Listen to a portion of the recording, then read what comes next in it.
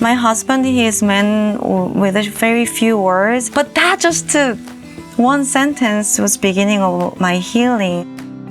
Hey there, welcome to Season 5 of Stories Unveiled, the podcast where we believe every story matters because every story reveals the faithfulness of God. Here, we have honest conversations about the ordinary moments, the unexpected detours, and the life-altering heartbreaks that shape us. Each episode, our guests courageously share their journeys, reminding us that even in our messiest seasons, Jesus is present and at work. Together, we'll hold hardship in one hand and hope in the other as we uncover God's story woven through our own. I'm Ashley Sears, and I'm so grateful you're here.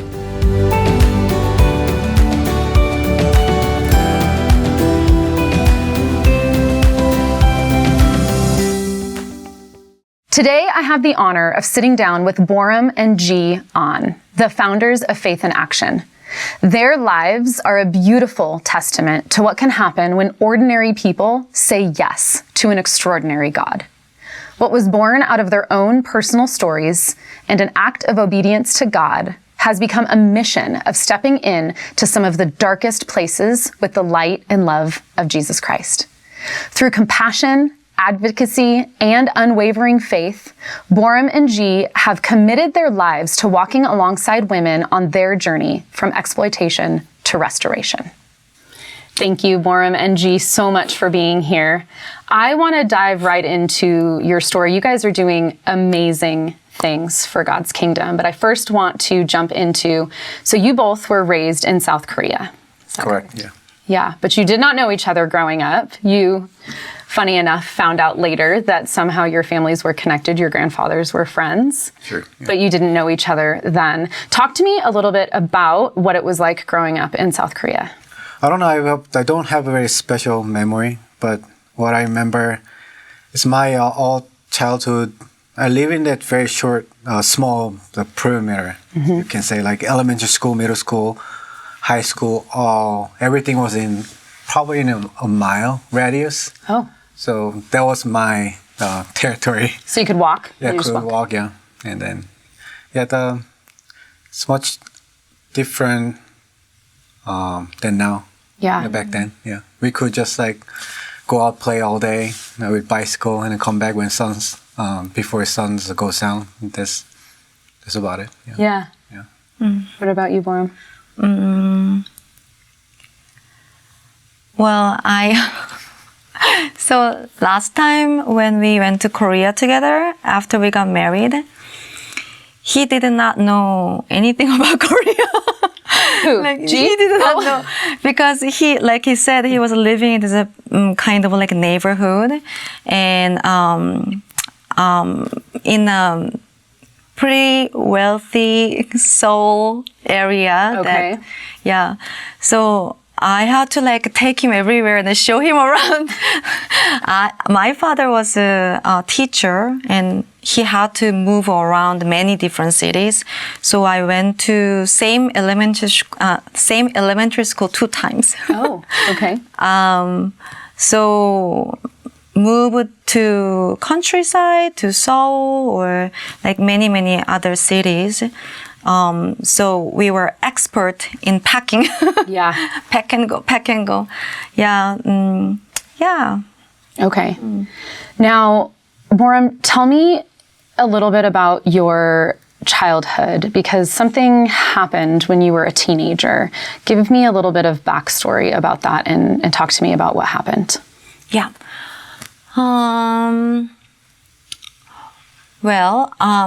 It kind of all begins with our family history. And by the way, I reconciled with my father 2 years ago. That's amazing. And my father got to hug my children, which is his grandchildren. Mm-hmm. But that took me about good 10 years to get to that point, and without God, I couldn't be able to.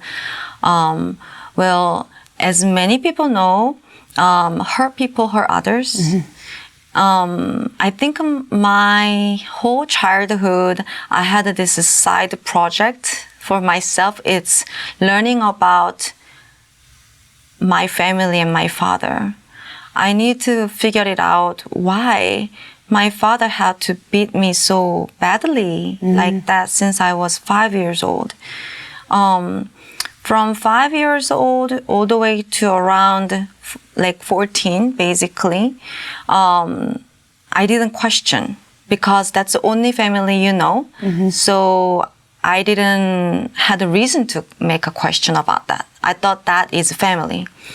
And I thought that's what father should be, you know, like didn't question. But it was very painful because my father will beat me until the point that I want to faint. The time I prayed without knowing who God is, I grew up in Buddhist family, so. Yeah, I was going to say, you didn't grow up in a Christian home. G, did you? No, I was grew up in a secular home. Secular home. Okay, and you grew up Buddhist? Yeah, but we didn't go to temple very often or anything. When my mom has a hard time, then she will go to temple and that kind of like family. Yeah. So without knowing God, I remember I made my first prayer, like, God, if you are real, please make me faint now because this is so painful, you know, but he didn't make me faint and I had to feel all this pain. And it was rage, you know, it's not spanking, it's not disciplining, it's just like rage, you know. If that happens that night, I can't go to school next day because I can be bruises. And I remember I would be shaking all night, and then my mom crying and put ointments on my body, and my younger brother cries next to me, things like that. You know, that's kind of like my ultimate fear almost every day. And when we have a even good moment, we would always read air. If something doesn't please my dad, it will be like, it will be tornado, right? Yeah. So always like walking on eggshell kind of an environment.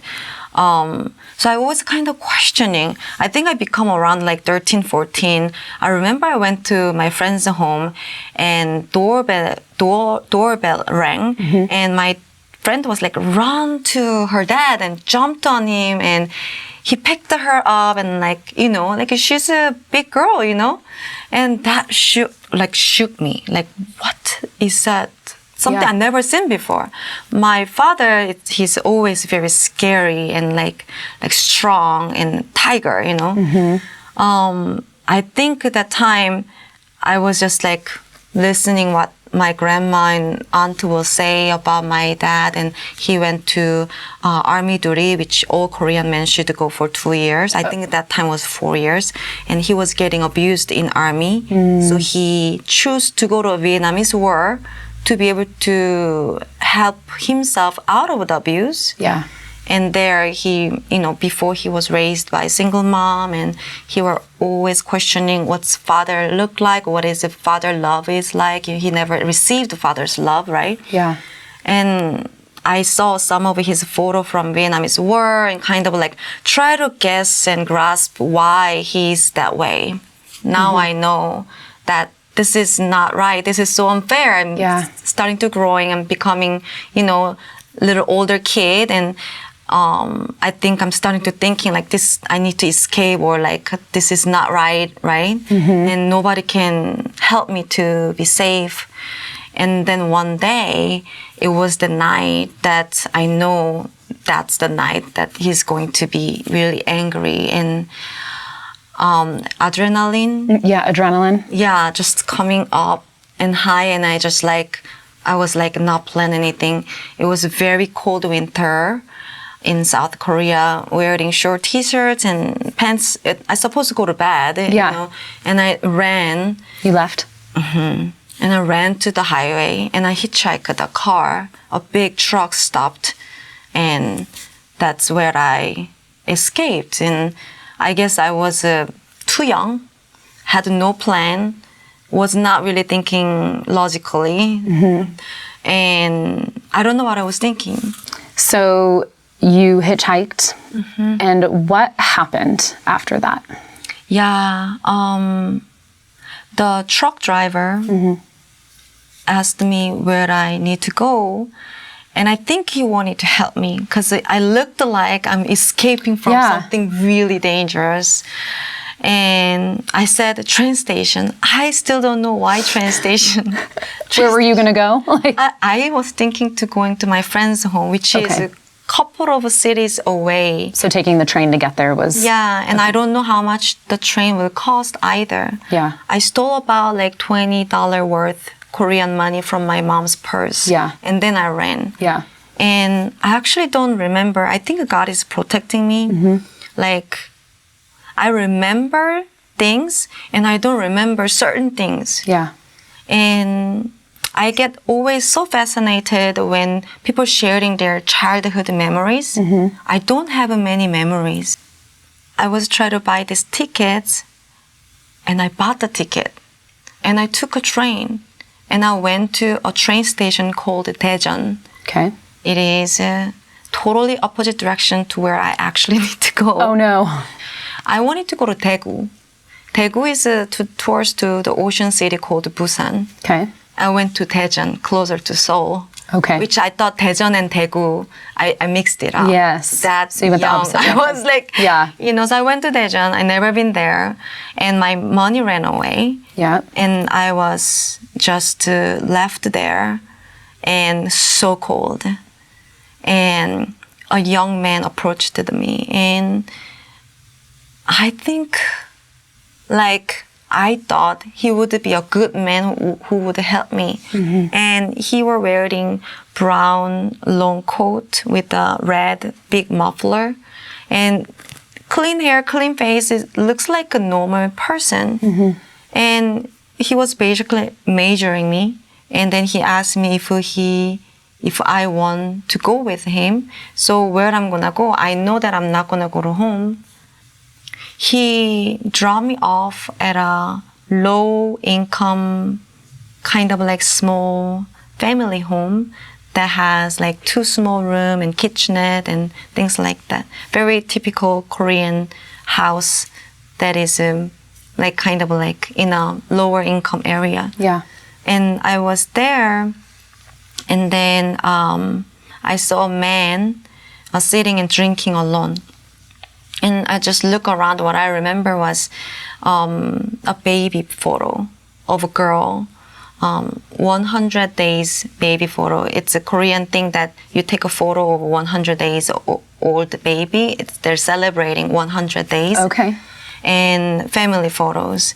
So I can see there should be children and mom, but they weren't there. Only men were there, looked very, very depressed or angry, I don't know.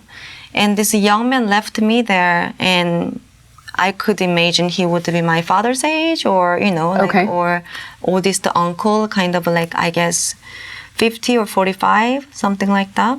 And the young man left, and this older man asked me sexual things. And, I got really scared. Yeah. And I remember I was begging, can I not do this? Yeah. Can I not do this? Can I not do this? And I was crying, and I felt so disgusted, so hard and crying. And then this young man came back. I guess I did not understand this situation that I've been sold. And I still believe that he doesn't not know what happened to me. Oh. And I just don't think he's related. I just don't understand, right? Yeah. So I jumped on him and then begging him, like, I Take don't me want away. to, take me away from him, take me away from him. And he was like, okay. And he took me to a darker room, the same house, Yeah. smaller room. He didn't turn on the light, but I can see a girl bed, the red and white kilt blanket over this tiny bed, and he raped me there. I think I was a little alive until this young man came back. Yeah. And when he raped me on that baby bed, I think I just, something dead inside of me. Yeah. Shut down. And I was just like, Yeah. I just followed him. I know that I don't want to be there with that guy. I followed him. And I walked, and then he was looking at me back, and I'm just following him. He was going into even worse neighborhood that I can only give you an example. Like when you see the movie, there's like left abandoned home that people kind of like stay together. Yeah. You know? You can think of that in Korean version. Okay. There was two other teenagers. Okay. And his girlfriend was there. And there wasn't like proper bathroom or anything, no shower. It seems like they're just all crashing there. There's no watch or anything. So I actually don't know how long I was staying there exactly, but I feel like it was 5 or 7 days. Okay. I was so hungry. Yeah, they will make ramen and I'm so scared to ask for a bite or something like that. Whole time I remember I was so scared his girlfriend will find out that he raped me. She seems like kind of like she might fight you, or she might, Yeah, she looks scary to me and very powerful to me. Yeah. And if she finds out her boyfriend raped me, she's going to punish me. That's what I thought. And that breaks my heart. You got out at some point. How did that happen? Yeah, it doesn't sound like any other movies. Like many people think about Taken. Yep. It wasn't my story. Some man didn't come and rescue you with guns and all of the things. No. I just walked out, Wow. and this trafficker gave me $1. Gave you $1. Yeah. After he took everything, Yeah. my childhood, my virginity, my life. He just handed you $1 and let you walk out? Yeah, it's called 1,000원. It's $1, Okay. right? It's Like a Korean dollar? Korean won. it's Like like- 1,000 won is about $1. Okay. Yeah, it's $1. Okay. And I was so confused that he's giving it You're to like, me. wait a minute. And then he was also like, I can see that like he felt sorry, like guilt, and like he did a terrible thing to me. You know, it was very confusing moment because that guy wasn't commercial trafficker. He was just a broken man. Yeah. And he felt something sorry and he gave me $1, and that's the money that I called my mom at the phone booth. I walked out and found this train station, 대전역, and I just called at the phone booth, and my mom came to pick me up. Wow. She didn't ask me any questions. I didn't know how to explain what happened. So for 25 years, we both ignored what happened, and we just moved on. Just stuffed it down. Unfortunately for you, it stayed there. Yeah. And it kind of rotted away, causing alcohol and all of the things. Yeah, I was very broken. After that, I was not the same child anymore. You weren't a child. They had stripped your childhood. Exactly. I never had a normal childhood, and I starting to, focusing on friends, right? But I will always bounce out. So I gave up not having friends, and I couldn't do anything with the men. So I were focusing on my friend, the one that I had, which was a girl, and I got confused. And I thought it was a cleaner, better way to live if I just have a relationship with a woman. With a woman instead. So he's probably my second boyfriend. Good choice. So you ended up leaving Korea and moving to the Bay Area, to the San Francisco Bay Area. And at some point, you also left Korea. And So my family moved here in 2004. Okay. And then I came to California like around 2008 for school. Okay. Got it. And when you moved, was it just you? I moved in 2004 when I was 24, just to myself, only because that my mom was in America, Okay. in San Francisco Bay Area, and yeah, I just Went to follow her. And just to follow her. Yeah. Yeah. Okay. Yeah, spend some time with her because she was missing for many years in my life, and Yeah. I was now I can, I just thought I would do something crazy, Yeah. like I just didn't Move see- across the world. Yeah, and just pack 2 suitcases, and I just talked to myself, I will never go back to Korea unless I turn my life around. And I think that's why I was working really hard, because that was basically my second chance, Yeah. Yeah. And at this point, were you a follower of Jesus? Like, had you become a Christian at that point? Yeah. We are kind of like missing that, like how I become a Christian. But basically, yes, right after I received Jesus, I came to America. Okay. As a very young Christian. Yeah. And so you received Jesus and made that decision in Korea. In Korea, yes. Yes. Yes. Okay. So then you met G. You guys met at school, and your relationship kind of developed. How long did you guys date? A couple years. Okay. Couple years, yeah. Okay. I got married. You got married in California. California. Your story is a little different than My stories, other and people's. I think a lot of people take this path as well, but completely ignoring what happened to me. yeah. And I think for me, it comes with pride. Like I can't let people know what I am and where I'm from, So I didn't tell him either. Wow. So he did not know what I went through. We've been married for that time, I think, close to The first time you shared with me briefly was when we were still in Alameda, So that California. that was like what, like 2-3 years? Yeah. Yeah. Yeah. 2 or 3 years into your relationship. Yeah. Yeah. After we got married. Oh, into your marriage. marriage. Yeah. Just a little bit. Yeah. You shared just a little bit.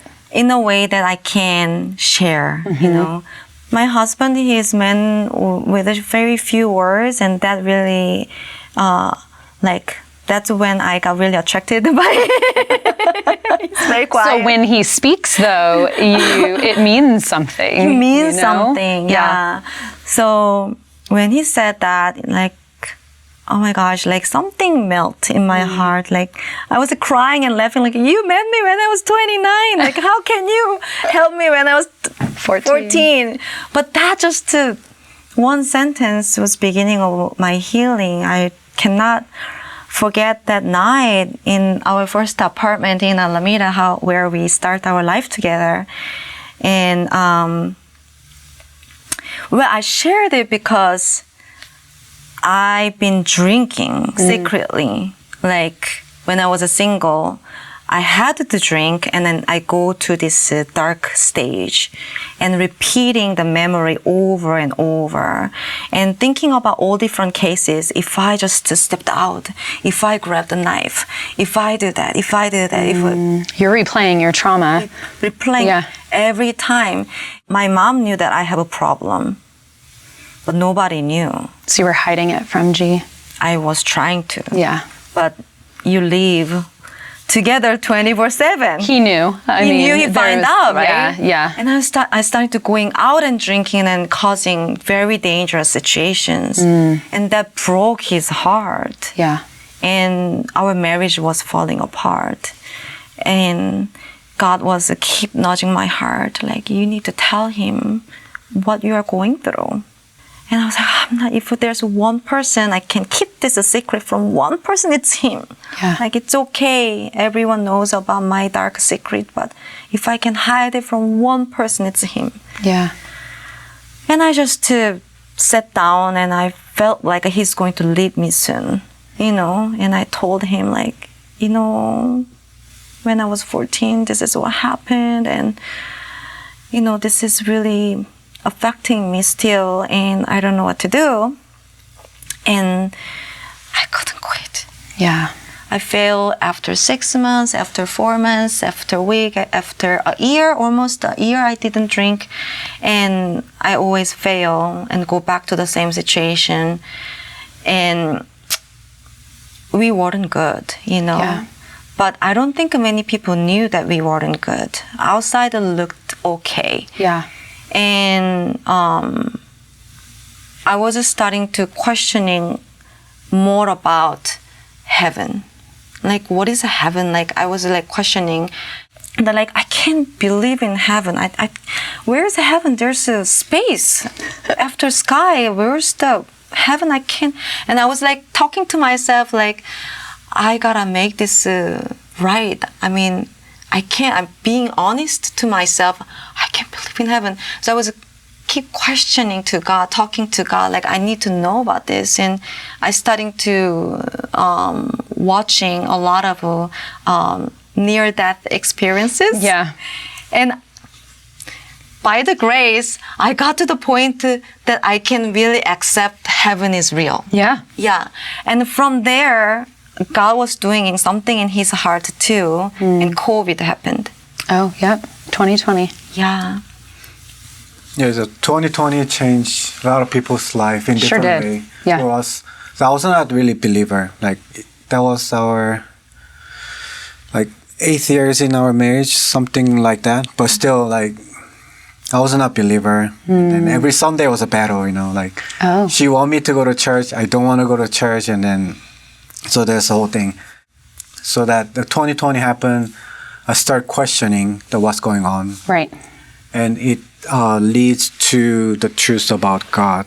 And there's a lot of, like, revelation happens. And especially, I saw a lot of, like, child trafficking was happening already. Yeah. And what these evil people's doing, I thought it's like beyond evil stuff. And I realized that moment that there must be Satan. Otherwise, these people cannot do what doing to the children. Yeah.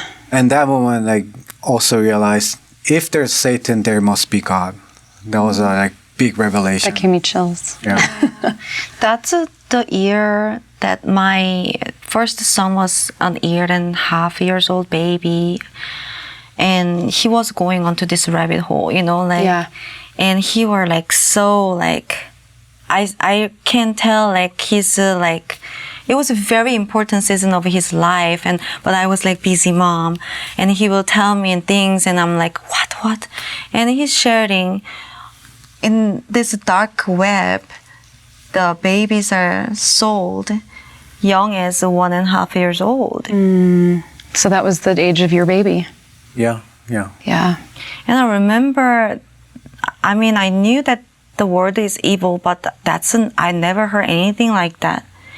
And to be honest, ever since then, every time when I'm taking my children, taking bath, helping them to take a bath, or changing a diaper, or like carrying my baby, like how? Yeah, you can't even think about how that is something that happens in the world. And the only explanation for it is evil, right? Yeah. Like that's the only, and Satan, the enemy, he comes to steal, kill, and destroy even babies. Yeah. Basically, the child sacrifice been doing since the beginning, and they just repackaged it. Yeah. And they renamed it, and then, it's been same. So Faith in Action is, as Borum told me last time we were chatting, is a plug-in ministry. And it's a ministry that you guys you come alongside other ministries to help do what? What do you do? We are basically plug-in ministry. We don't want to create something new. Yeah. We are coming in as a business background. Yeah. Because you own businesses. We do. Yeah. I'm interior designer and he's an architect, and you also make tallow. Yeah. And there are so many business things that you have. Yeah. So you took that background. Yes. When we saw this nonprofit ministry industry community, I realized that there's so many great ministries and organization, and we should collaborate rather than create something new again while other organization is already doing it. We just attended gala of Why Baby Tears. Yes. And I did not know exactly what they're doing. I kind of knew, but I couldn't imagine they would go to red light district and actually rescuing them. Yeah. I didn't really think that way. I just thought, oh, they do some good work, let's go help them. And I was there and I'm singing their videos, what they're doing. And those girls are me. Yeah. They're me, like they are going there to where they at, the way they are now, they're helping them there, Yeah. That broke my heart. And I remember that day I was like crying, and also I saw a hope. Like that was just so mind-blowing for me. I just talked to Kenny right away. I need to go see their eyes. If God can do this in my life, He can do it to you too. Yeah. And we, right away that same year, we sponsored 40 missionaries, and we also went as a family with 3 years old, 4 years old, and 5 years old children to Philippines to see what they're doing. And with the team, we did exactly what they've been doing. So we thought we'll be sponsored, and we thought we are becoming a missionaries. And I was so excited, passionate about to go meet with these girls. Yeah. And that was the beginning. Yeah. Until we saw the niche. We were singing this model and many other anti-human trafficking models: rescue, first aid, restoration, education, and home. And they have to go back to rescue again. Because they're focusing on rescuing her out of the trafficking. But the system goes all the way to around 5 years, generally speaking. And after 5 years, we call alumni or graduates. Yes. They go their own. And there's not many hands and feet or resources for those graduates. Yeah, when they come out of the cycle Care. or the program. Yeah, the care, exactly. They go back to Red Light Street. There's many reasons. Their family calls them, where's money? What are you doing? We're starving in the Philippines situation. Or they don't feel belong to this new job. Yeah. They pay little, obviously. When they're in care, they're devotional. There's case managers, there's partners, accountable partners. To keep them on track. Yeah. So what I found out is only keeping them in contact is one Facebook page. That's not very much. That's not to keep very them much. connected. No. They need continued resources. Yes. So the first thing that we did our own as a name of faith in action, it wasn't actually name of a nonprofit. It was a career fair that is designed for the victim of trafficking and sex trade. That the career fair that we created, that was the name of that event. Actually, it wasn't a ministry. It wasn't. You created an event based on your business background and your passion for helping women get out of this cycle. Exactly. And to get them on a career path where they can leave their old past in life and sex trade behind. Yeah, that was the idea.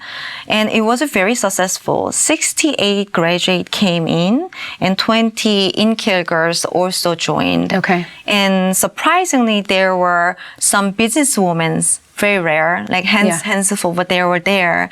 And they weren't really connecting because of this event that we created in a very nice business hotel at the very big conference room with like 5 meals and snacks and guest speakers and worships and seminars and workshops and some recreational times. And it just draw all these girls come back.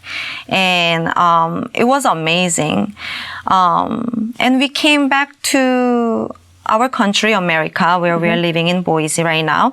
And we're starting to getting a lot of messages from the girls directly.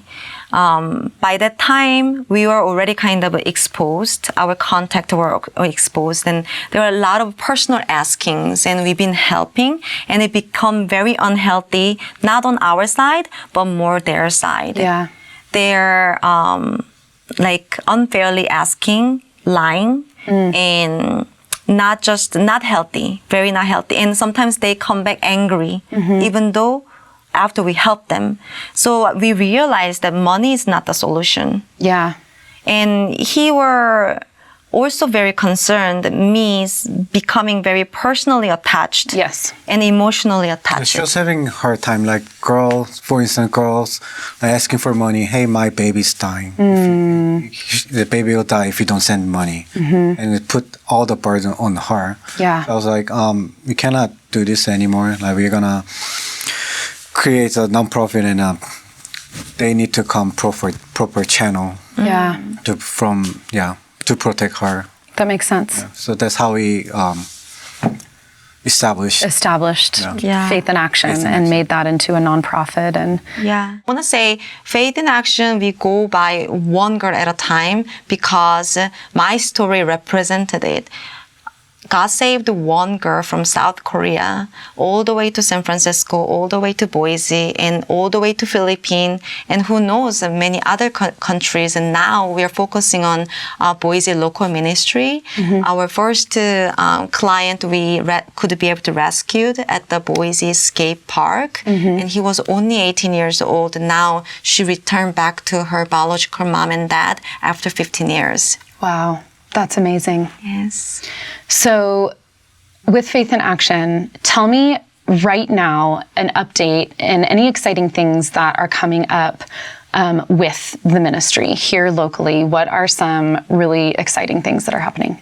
Yes, like I mentioned earlier, we are plug-in ministry because we think this is not competition between organization. It is a collaboration. We don't have to create anything new. Yeah. We want to celebrate other organizations, what they're focusing on. We were desperately needing transitional housing, and we are having very good conversation with Idaho Housing Fund Association, and also we are working with other housing ministries like Refugee for Women to adapt their system and their experience over 18 years of managing and coordinating transitional homes for the women who were trafficked before. So all that being said, we are also partnership with the local police officers in Boise to be able to handle this situation in a way that we can actually protect other children and protect the victims in a long term. That's amazing. A lot of time, the sex crime against minor happen within the family until they're. So this perpetrator is usually a family member. Yeah. So that's the reason. Doesn't really go public or persecuted. So we are working with the local police officer. So until this guy is removed and girl is rescued, there's no safety.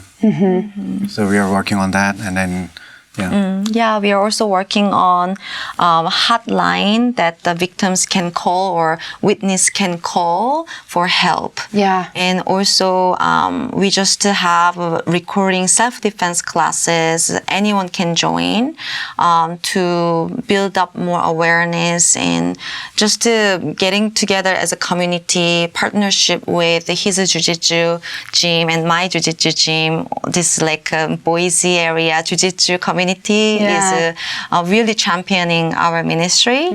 And also we have other community events happening to be able to get together and network and just to be able to share hearts so that if there's anyone who's not sharing their story or having hard time going through the situation they're in, that we can be the safe place for them. Yeah, that's amazing. So we need good men because, I mean, by this time, many people found out all this trafficking, all this crime is mostly run by the government, and there's no help is coming. No one's gonna solve this problem. So Yeah.